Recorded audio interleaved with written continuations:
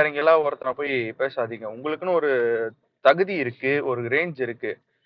கண்டவனுங்களா சிலவனுங்களால அந்த ரேஞ்ச் என்னைக்குமே காலம் ஃபுல்லா தொட முடியாது. இன்னைக்கு இன்னைக்கு இவனுங்க சொல்றாங்க, இப்ப நீ ஒரு ட்வீட் படிச்சல்ல, இந்த மாரி அவரு தான் சூப்பர் ஸ்டார். டேய் அந்த சூப்பர் ஸ்டாருக்கே சிஎம் விஜய் தான்டா. அவன் தமிழ்நாடு சிட்டிசன், தமிழ்நாடுல தானே வாழ்றான். அவன் ரேஷன் கார்டு இங்க தானே இருக்கு. ஆதார் அட்ரஸ் இங்க தானே இருக்கு. அவனுக்கு சிஎம் விஜய் தான். அதான் இந்த சிவகார்த்திகேயன் ஒரு படத்துல ஒரு ஃபேமஸ் டைலாக் இருக்கு. என்னதான் காசு பணம் எல்லாம் உன் கையில இருந்தாலும் ராஜான்ற ஒரு பட்டம் உன் கையில கிடையாது. Wake up to reality mister RK fans.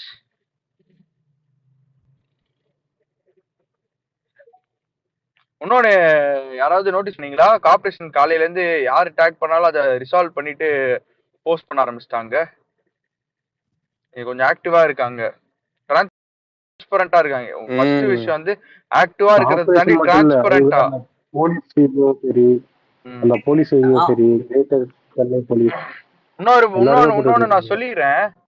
இல்லடா, இப்போ விமர்சனம் வைப்பாங்க. நான் இங்க பல பேர் நான் பார்ப்பேன், விமர்சனம் வைப்பானுங்க பாரு. தாவேகாவோட செயல்பாடுல விமர்சனம் வைக்கிறவங்கள போய் கேள்வி கேட்காதீங்க, எதுவும் சொல்லாதீங்க. அதுக்கான அவங்க இப்போ ஒரு எக்ஸாம்பிள் வந்து, இப்போ ரோடு சரியில்லைன்னா அதுக்கு வந்து கார்பரேஷன் வந்து அவங்களுக்கு ரிப்ளை பண்ணுவாங்க, ரோடு சரி பண்ணிட்டு. நீங்க போயிட்டு யாருமே கேள்வி கேட்கறாங்கன்ட்டு போய் அவங்கள போட்டு கடிக்காதீங்க. அது சொல்லிடு எக்ஸ்பைரி. நீ கிளியரா டீடைலா சொல்லுவ மாப்ள, அது கிளியரா எக்ஸ்பிளைன் பண்ணிடு அவனுங்களுக்கு, பசங்களுக்கு. எதை பத்தி மாப்ள? இப்போ ஒரு இஷ்யூ இருக்குன்னு வச்சுக்கோங்க, யாராவது வந்து அது வந்து சொன்னாங்கன்னா நம்ம போட்டு போய் டக்குன்னு கடிக்க பசங்களுக்கு தெரியாது. அவங்க அந்த இஷ்யூவை ஃபேஸ் பண்ணிட்டு இருப்பாங்க டெய்லி லைஃப்ல. ஏன்னா திமுக வந்து டெய்லி லைஃப்ல பண்ணிட்டு இருந்தது ஊழல், இந்த ரோடு சரியில்லாம போடுறது, தோண்டி வச்சுட்டு போறது. அது வந்து பல பேருக்கு அந்த பிரச்சனை இருந்தது. அந்த கம்ப்ளைண்ட்ஸ் நம்ம ஆட்சியில வந்து வருதுன்னா, யாராவது சொன்னாங்கன்னா அதை வந்து கார்பரேஷனை டேக் பண்ணாதீங்க, டேக் பண்ணுங்க. போயிட்டு அவனுங்களை கடிக்காதீங்கன்ற வார்த்தையை சொல்லுமாப்ல உன்னோட லாங்குவேஜ்ல.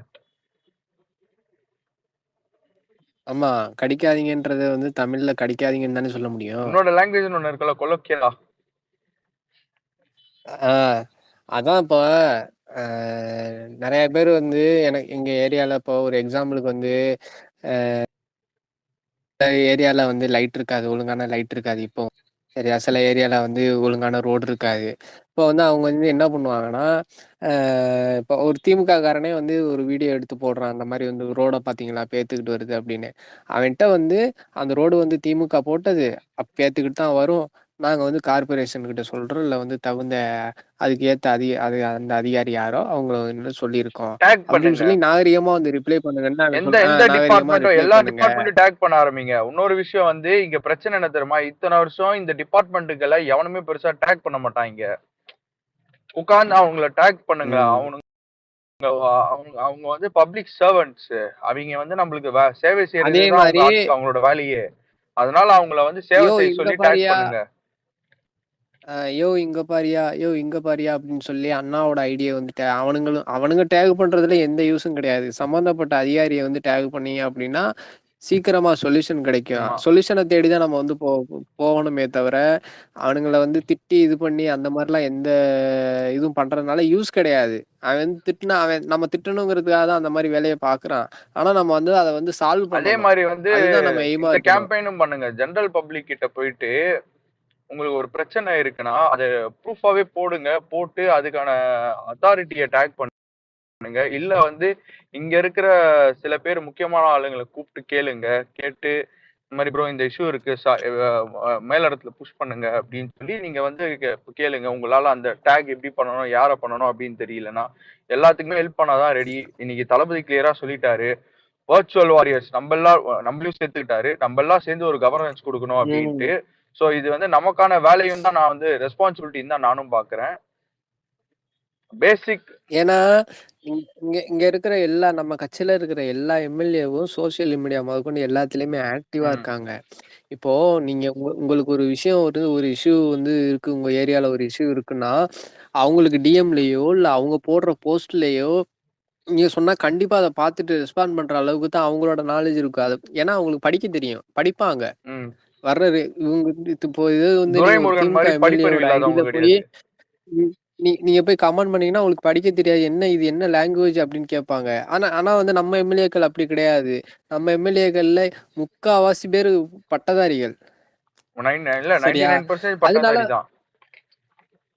அதனால வந்து நீங்க வந்து யோசிக்காம வந்து உங்களுக்கு என்ன குறையோ, என்ன இதுவோ நம்மன்னு இல்ல. பொதுமக்களுக்கும் தான் சொல்றேன். இங்க இருக்கிற மத்த நியூட்ரல் ஐடிக்கும் உங்களுக்கு ஏதாவது பிரச்சனைன்னா, வன்மம் இல்லாம நீங்க வந்து போய் சொன்னீங்கன்னா, கண்டிப்பா வந்து அதுக்கு சால்வ் பண்ற விஷயத்த பொறுத்து, பிரச்சனையோட வீரியத்த பொறுத்து அத சால்வ் பண்றதுக்கு உண்டான டைம் தான் எக்ஸ்டெண்ட் ஆகுமே தவிர, கண்டிப்பா அத சால்வ் பண்ணி குடுத்துருவாங்க. ம். சின்ன விஷயமா இருந்தா உடனே நடந்துரும். கொஞ்சம் பெரிய விஷயம், கொஞ்சம் செலவாகும். கொஞ்சம் இது வந்து ரீப்ளேஸ் பண்றதுக்கு கொஞ்சம் டைம் ஆகும் அப்டின்னா, கொஞ்சம் வெயிட் பண்ணுங்க. கண்டிப்பா சால்வ் பண்ணி குடுப்பாங்க. ஆனா, நீங்க போய் அதே இடத்துல வந்து இத வந்து அபியூஸ் பண்ணி, நாசமா போகுது பாத்தியா? நாசமா தான் போவ. அந்த மாரிலாம் வந்து நீங்க வந்து இது பண்ணீங்கன்னா பண்ணீங்க அரெஸ்ட் பண்ணிட்டு அப்டின்னா, வெளில தான் அவ ஆக்ஷன் எடுப்பாங்க லீகலா. அதாவது அதாவது நீங்க சொல்ல வர அந்த விஷயத்தோட உண்மை வந்து மறைக்கப்பட்டு நீங்க அபியூஸ் பண்றீங்க. நீங்க வந்து ஒரு ஹேட்டர் அப்டின்ற ஒரு இதுல போயிரும். நீங்க சொல்ற விஷயமே கன்வே ஆகாது. ஆமா. புரியுதா? எனக்கு வந்து இந்த மாரி நான் இந்த இந்த இந்த ஏரியால இருக்கேன், இந்த தெருல இருக்கேன், இந்த தெருல வந்து இந்த பிரச்சனை இருக்கு அப்படின்னு நீங்க ஒரு விஷயத்த சொல்றீங்க, ஒரு வீடியோ எடுத்து போடுறீங்க அப்படின்னா, நாகரிகமா கண்டிப்பா போடுங்க. ஏன்னா வந்து எங்கெங்க எந்தெந்த பிரச்சனை இருக்குன்னு இனிமே தான் வந்து இங்க நிர்வாகிகளுக்கே தெரிய வரும். ஆமா. இன்னைக்கு தான் போய் உட்கார்ந்துருக்காங்க. இனிமே தான் நிர்வாகிகளுக்கே தெரிய வரும். இன்னொன்னு அதனால இப்ப நீங்கலாம் வந்து இன்னொரு இந்த மாரி பாயிண்ட் ம். இன்னொரு கிளியர் பாயிண்ட் என்னன்னா, எல்லா ரோடுமே எல்லாருமே மானிட்டர் பண்ண முடியாது. அதுக்காக நம்மளும் இருக்கோம். நம்மளும் வந்து என்ன பண்ணணும்னா, இந்த இடத்துல ஒரு இஷ்யூ இருக்குன்றத ரைஸ் பண்ணுங்க. ரைஸ் பண்ணிட்டு, இங்க நீங்க அத்தாரிட்டீஸ டேக் பண்ணீங்கன்னா மட்டும் தான் அதுக்கான சொல்யூஷன் கிடைக்கும். நீங்க வீட்லயே உட்கார்ந்துட்டு, ஐயோ! இது சரியாவே மாட்டேங்குது அப்படின்ற ஒரு மைண்ட் செட்ல இருக்காதீங்க. அதே மாரி வந்து பெட்டிஷன் ஃபார்மேட் வந்து அத எக்ஸ்பிளைன் பண்றோம். அத நானும் கொஞ்சம் கிளியரா லேர்ன் பண்ணிட்டு வந்து எக்ஸ்பிளைன் பண்றேன். நானு, எக்ஸ்பைரி அதே ச ஆ அதே சமயம் ஒருத்தன் வந்து நமக்கு வந்து நெகட்டிவா, அதாவது இந்த மாரி இருக்கு, இந்த ஆட்சில வந்து இந்த மாரி பிரச்சனை இருக்கு அப்படின்னு எவனா எடுத்து போட்டான்னா, அவன கடிக்கிறத விட்டுட்டு, அந்த ப்ராப்ளத்த சால்வ் பண்ணி, என்ன சால்வ் பண்ணியிருக்கோமோ, அத வந்து கோட் பண்ணி நீங்க சொல்றது தான் சரியான பதிலடியா இருக்கும். ஆமாமா. சரியா? ஏட்டரா ம். இருந்தாலுமே அத கிளியர் பண்ணி அந்த ஃபோட்டோ இப்பல்லாம் லைவ் லொகேஷன் ஃபோட்டோஸ் தான் எடுக்குறாங்களே! அந்த ஜிபிஎஸ் ஃபோட்டோ. அதனால வந்து அது உங்களுக்கு கிளியரா கிடைச்சுரும். அதுக்கான வேலைகள பாருங்க. இதுக்கப்புறம் நான் இன்னொன்னு கிளியரா சொல்றேன். எக்ஸ்பைரி இன்னைக்கு போடுற ஸ்பேஸோட நீ ம். வேணா ஏதாவது அவன் படம் ரிலீஸ் ஆச்சுன்னா, அப்ப போடு. நடுவுலலாம் அவனுக்காக போட்டுட்டு இருக்காத ஸ்பேஸ். ம். ஏன்னா உன் ரேஞ்ச் இல்ல யார்றா? அவ்வளோதான். நீங்க நீ யார்றா ஃபர்ஸ்ட்டு? நான் இன்னைக்கு தமிழ்நாடோட ஃபர்ஸ்ட் சிட்டிசனே விஜய் தான். அவரோட ஃபேன்ரா நீ. அதுக்கு ஆமா. ஃபர்ஸ்ட் ரியாலிட்டிக்கு வாங்க. Wake up to reality. அவன்லாம் வந்து அவனும் ஒரு சாதாரண ஆளு தான். அவரு வந்து ஃபர்ஸ்ட் சிட்டிசன்ரா இப்போ இன்னைக்கு அடுத்த 5 வருஷத்துக்கு. ம். கண்டிப்பா, கண்டிப்பா. வ வணக் கேக்குதா? வணக்கம் ப்ரோ. ஏன்னா கேக்குது ப்ரோ. ம். ஃபர்ஸ்ட் எடுத்ததுமே ஆரம்பிச்சுட்டேன் நானும். இப்பதான் அதான் மெயில்ல தான். ஒரு லெட்டர் போட்டேன். அத போஸ்ட் ஷேரும் பண்ணிருக்கேன் நானு. Okay bro. சூப்பர். இந்த ம். மாரி இந்த மாரி எப்படி பண்ணணும் நைஸ் ப்ரோ. அதெல்லாம் வந்து இப்ப உங்களுக்கு ஐடியா இருக்குன்னா, பசங்கிட்ட எக்ஸ்பிளைன் பண்ணுங்க. ஆமா. ஏன்னா, இப்ப எனக்கு டிஎம் பண்ணுங்க. இப்ப ரேவந்துக்கு பண்ணுங்க. பெரம்பூர்ல ஏதாவது பிரச்சனை, இல்ல சென்னையில எங்க பிரச்சனைனாலும் ரேவந்துக்கு மெசேஜ் பண்ணுங்க. எனக்கு மட்டும் இல்ல. இங்க ஏன்னா வந்து நெறைய அவன் ஐடிஸ் வந்து இருக்கு. ஷாமு, ஹரிஷ் ஆ அண்ணா, ஹரிஷ் என்எஸ்ன்னு பேட்மேன் டிபி, குமரன், அதுக்கப்புறம் குரு அண்ணா, குரு தலைவா அவருக்கு மெசேஜ் அனுப்புங்க. அதே மாரி வந்து உங்களோட எம்எல்ஏ இருப்பார்ல, அவரு எல்லாருமே சென்னையில இருக்கிற எல்லா எம்எல்ஏமே ட்விட்டர் ஐடி இருக்கு, இன்ஸ்டா ஐடி இருக்கு. டேக் பண்ணுங்க. இந்த மாரி ப்ராப்ளம் ம். இருக்குன்ட்டு. அதே மாரி வந்து என்ன ப்ராப்ளமோ அந்த டிபார்ட்மெண்ட் இப்ப வந்து ஒரு ஒரு ஒரு ஒரு ஒண்ணுமே இல்ல. ஒ ஒரு இடத்துல வந்து நம்ம பசங்க ஒரு மிஸ்டேக் பண்ணியிருந்திருக்காங்க. இந்த இந்த போர்டு இருக்கும்ல மச்சி, இந்த ஸ்ட்ரீட் 5வது தெருவு, இந்த ஸ்ட்ரீட் அந்த போர்டு. அந்த ம். போர்டு அத வந்து கிழிச்சு சால்வ் பண்ணி ஜிபிஎஸ் போட்டோ எடுத்துட்டு கார்ப்பரேஷன் போட்டோ அந்த போட்டோ அப்லோட் பண்றாங்க. இதுக்குமே சொல்யூஷன் இருக்கு. நீங்க வந்து ம். செய்றது உங்க அதே மாரி என் கையில இருக்கு. நம்ம எம்எல்ஏஸோட அவங்களோட ஆஃபீஸ் நம்பரோ, பர்சனல் நம்பரோ கூடிய சீக்கிரம் பொதுவா வந்து பப்ளிக்லி அவைலபிளா இருக்க போகுது அவங்க நம்பர்ஸ்லாம். எப்ப வேணா யாரு வேணா தொடர்பு கொள்ளலான்ற லெவலுக்கு. சீக்கிரமே அதுவும் பண்ண இன்னொன்னு போறாங்க. இங்க அதனால இருக்கிற வந்து பிரச்சனையே இல்ல இல்ல. எதுனாலும் பாத்துக்கலாம். இன்னொரு பாயிண்ட் நான் ஒரு ஜெனுவனான ஒரு அட்வைஸ் என்ன தெரியுமா சொல்றேன்? உங்களோட எம்எல்ஏ எப்படியோ நம்ம எல்லாருமே ஒரே ஒரே ஏஜ் கேட்டகரி தான். கீழே இருக்கிற லிசனர்ஸ்ல இருந்து எல்லாருமே எல்லாம் ஒரே ஏஜ் கேட்டகரி தான். உங்க எம்எல்ஏவே போயிட்டு அவர்கிட்ட பேசி பழகுங்க. உங்களுக்கு என்ன ஒர்க், உங்களுக்கு ஹெல்ப், ஐ மீன் உங்களுக்கான இஷ்யூஸ், உங்க ஸ்ட்ரீட்டுக்கான இஷ்யூ, உங்க ஏரியாக்கான இஷ்யூவை பத்தி பேசுங்க. எல்லா எம்எல்ஏஸும் ஆக்சசபிளா தான் இருக்காங்க. நம்ம எம்எல்ஏஸ் ஒன்றும் வந்து கேஎன் நேரு இல்ல வந்து அதுக்கப்புறம் என்ன துரைமுருகன் மாதிரிலாம் கிடையாது. நம்ம எம்எல்ஏஸ் ரொம்ப சாதாரண ஆட்கள்.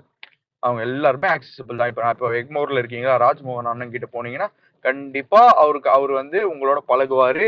உங்களுக்கு என்ன ஒர்க்கோ அது பண்ணி கொடுப்பாரு. அதே மாதிரி பெரம்பூர்ல இருக்கீங்களா, தளபதி சிவான்னு ஒருத்தர் இருப்பாரு. அவரோட ஐடியும் இருக்கு, வடச்சென்னை சிவான்ட்டு. அவர்கிட்ட கேளுங்க. இந்த மாதிரி ஒரு ஒரு தொகுதியில எல்லாருமே ஆக்சசபிள் தான் நம்ம கட்சியில. ஜாலியா போயிட்டு 5 வருஷம் ஜாலியா சர்வ் பண்ணுங்க. ரேவந்த் நம்ம ஒண்ணு பண்ணுவோம். ரேவந்த் ப்ரோ இப்போ கேக்குதா? கேக்குது ப்ரோ. எனக்கு ஒரு சின்ன ஹெல்ப்.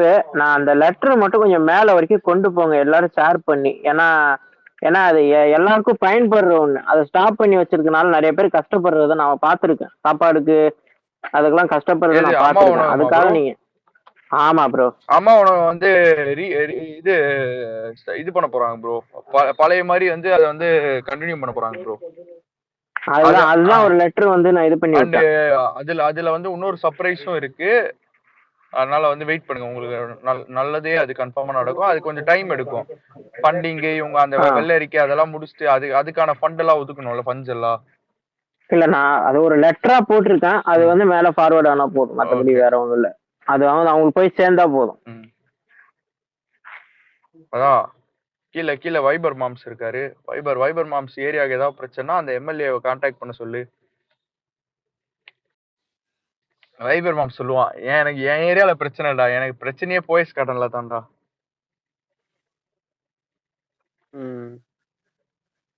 ஆனா ப்ரோ அங்க ஒரு மென்டல் ஹாஸ்பிட்டல் கட்டணும் ப்ரோ. உங்களுக்கு வசதியா இருக்கும், போயிட்டு வர. விட்றா நீங்க வந்து மென்டல் ஹாஸ்பிட்டல்லாம் வந்து சும்மா எல்லாம் கட்ட முடியாது. அவர் வேணா போய் கீழ்பாக்கல சார் சொல்லு.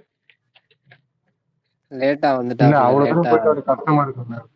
லேட் ஆகும். அதுக்குள்ள ஏதாவது பக்கத்துல என்ன வசதியா இருக்கும், போயிட்டு வந்துடலாம்.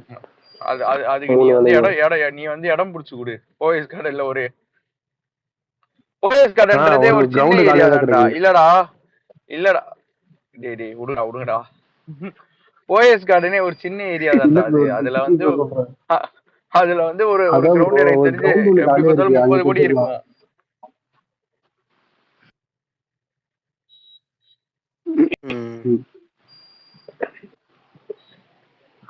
ஆனா எக்ஸ்பைரி இவங்களோட பெரிய ஃபெயிலியர் என்ன தெரியுமா மாம்சு? போயஸ் கார்டன் மாதிரி ஒரு ஒரு உண்மையாலுமே அந்த ஏரியா வந்து மிகப்பெரிய பாஷ் ஏரியா. எக்ஸ்பைரி போன வருஷத்துக்கு முந்தின வருஷம் ஃப்ளட் வந்தது, ஞாபகம் இருக்கா? அந்த ஃப்ளட்ல போயஸ் கார்டன்ல ஒரு ரோடு உடைஞ்சது தெரியுமா? ரோடு உடைஞ்சது தெரியாது. அந்த மாதிரி ஒரு ஏரியாலே இவ்வளவு லெத்தாஜிக்கா ஒர்க் பண்ணிருக்காங்கன்னா யோசிச்சு பாடுறா இவனுங்களோட கவர்மெண்ட் எப்படி இருந்திருக்குன்ட்டு. நார்மலாவே எந்த ரோடுமே வந்து லெத்தாஜிக்கா இருக்க கூடாது. உனக்கு மொத்த செலிபிரிட்டி வேர்ல்டே அதுல உள்ள இருக்கு. இப்போ பெரிய பெரிய ஆட்கள், தனுஷ் மாதிரி பெரிய ஆளு, அதுக்கப்புறம் வந்து ஜெயலலிதா அவங்களோட இது வாழ்ந்த வீடு, அதே மாதிரி அந்த சின்ன பையன் ஒருத்தன் இருப்பான் எம்எஸ் பாஸ்கர், பார்க்கிங் எம்எஸ் பாஸ்கரோட வீடு.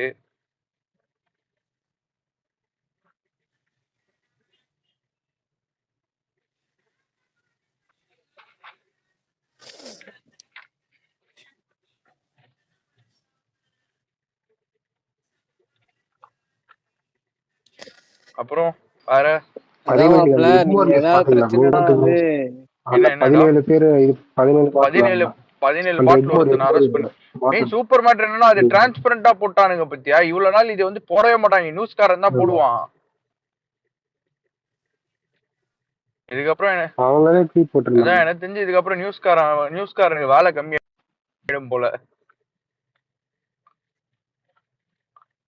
ஆனா இதான் ப்ரோ பெஸ்ட். அப்பதான் தெரியும். இப்ப அவங்களே போட்டாங்கன்னாக்கா இதெல்லாம் அவங்க பண்ணிருக்காங்க அப்படின்னு சொல்லிட்டு எல்லாருக்கும் தெரிய வரும். ஆமாமா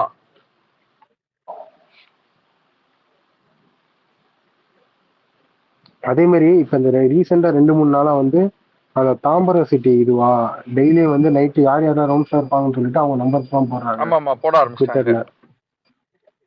அதுவும் சரியான ஆமா இனிஷியேட்டிவ் அது தான் அது அந்த சூப்பரான ஏரியாவில் மூவ். இப்போ இருக்கிறவங்க. என்ன தெரியுமா பண்ணணும், பப்ளிக் எல்லாம் இருக்காங்கல்ல இவங்கள வந்து ட்விட்டர் வேர்ல்டுக்குள்ள எடுத்துட்டு வர வைக்கணும். ட்விட்டர் வேர்ல்டுல இல்ல வந்து இன்ஸ்டாகிராம் வேர்ல்டுல எடுத்துட்டு வந்துட்டு சோஷியல் மீடியா, ஏன்னா எல்லாருமே நீங்க டிஜிட்டல் இது ஸ்மார்ட் போன்ஸ் தான் 90% எனக்கு தெரிஞ்சு ஸ்மார்ட் போன் தான் கையில வச்சிருக்காங்க. அவங்களை எடுத்துட்டு வந்து அவங்களுக்கான தேவைகள், இப்போ வந்து நைட் எங்கேயாவது வெளியே போறாங்க, ஏதாவது எமர்ஜென்சினா அவங்களுக்கு தெரியணும், இந்த இதுல போனோம்னா நம்மளுக்கு போலீஸோட நம்பர் இருக்கும். டைரக்டா நீ 100 அடிக்க தேவையில்ல, எந்த போலீஸ் இன்சார்ஜோ அவரோட நம்பர் இருக்கும்.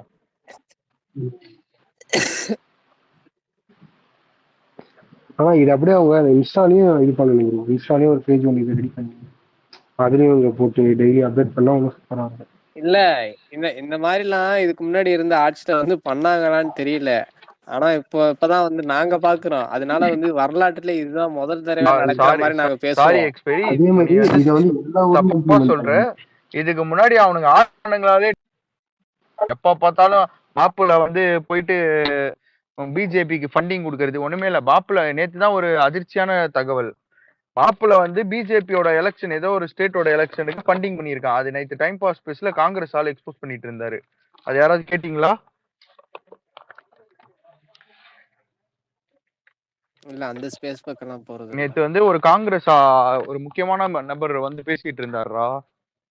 அவர் வந்து ஓப்பனாவே சொல்றாரு, மாப்பிள்ள வந்து மாப்பிள்ளனா சபரிசன், எதுக்கு அவன் மாப்பிள்ள கீப்பில் சபரிசன் இருக்கான்ல, அவன் வந்து ஃபண்டிங் பண்ணிக்கிட்டு இருந்திருக்கான் இவ்வளவு நாள். இவனுங்க வந்து பிஜேபி உள்ள வந்துரும்ட்டு அதர் ஸ்டேட் எலெக்ஷனுக்கு மெயினா வந்து ராகுல் காந்திக்கு வந்து விருப்பம் இல்லாம போனதுக்கே டிஎம்கே மேல அதுதானா ரீசனு.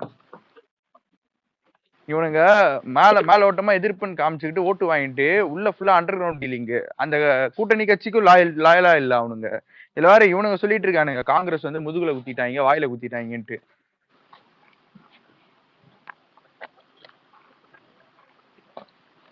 ரேவந்த் ப்ரோ, அதே மாதிரி இந்த திருச்சி அந்த நியூஸும் பாத்தீங்களா?